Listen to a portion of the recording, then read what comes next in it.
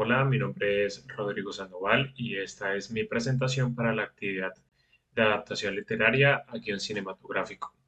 En este espacio asumiré ambos roles, el de guionista y el de productor, a partir del cuento que elegí, que es el cuento popular africano Marama y el río de los cocodrilos, que adapté al formato de cortometraje de 3 minutos. Esta historia, aunque es breve, encierra un mensaje universal sobre la bondad, la justicia y la inocencia, valores que siguen siendo necesarios en el contexto social y cultural. La historia que propongo parte de un relato tradicional transmitido de forma oral en las aldeas africanas. En ella, Marama, una niña huérfana, es maltratada por su madrastra y enviada al temido río de los cocodrilos para lavar un mazo. Lo que parece un castigo termina siendo un viaje de transformación interior.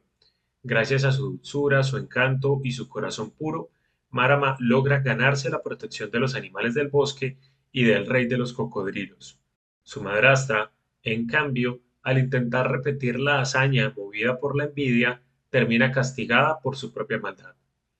Esta adaptación conserva la estructura de fábula moral, pero está pensada también para un formato audiovisual corto, combinando narración poética y animación simbólica.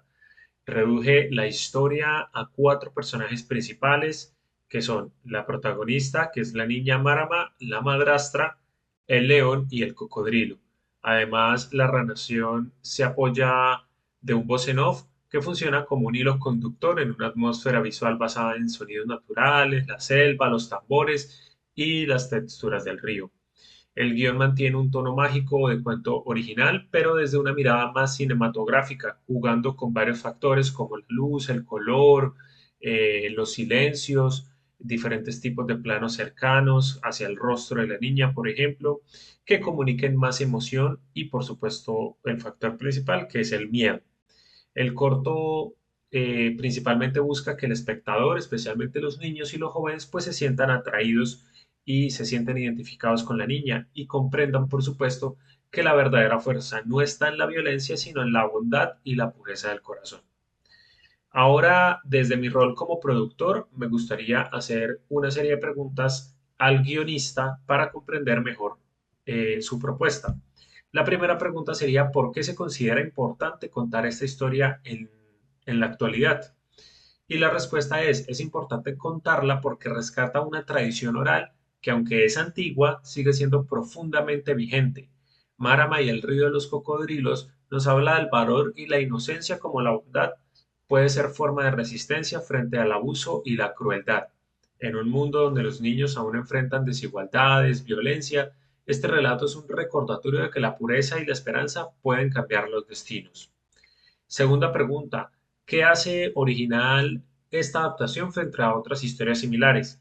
La originalidad está en la forma en la que se interpreta el cuento.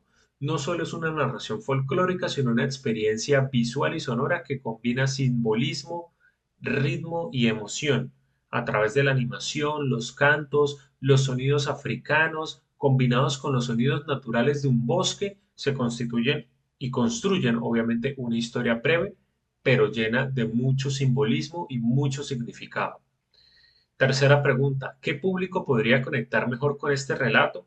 La respuesta es, el público principal son los niños, las niñas, jóvenes y familias, porque el mensaje se comunica de forma clara, visual y emocional, pero también atrae a espectadores de festivales de animación, por ejemplo, muestras culturales, circuitos educativos. El hecho de que se haya desarrollado en el África no quiere decir que niños latinoamericanos no se vean reflejados en dichas historias, puesto que en esta latitud también encontramos ríos, también encontramos escenarios donde los niños están inmersos en diferentes situaciones de peligro.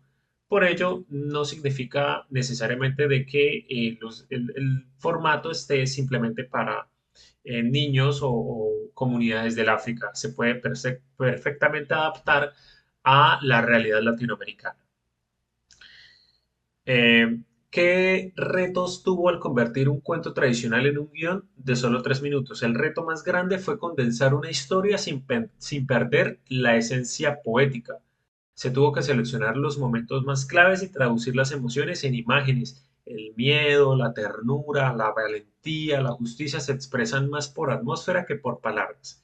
Eso exigió simplificar los diálogos, pero reforzar otros factores como la música, los momentos tensionantes y darle un sentido más de ritmo. Y por supuesto, estos silencios que son esenciales en la narración. ¿Cómo plantea reflejar los elementos culturales africanos en lo visual y lo sonoro?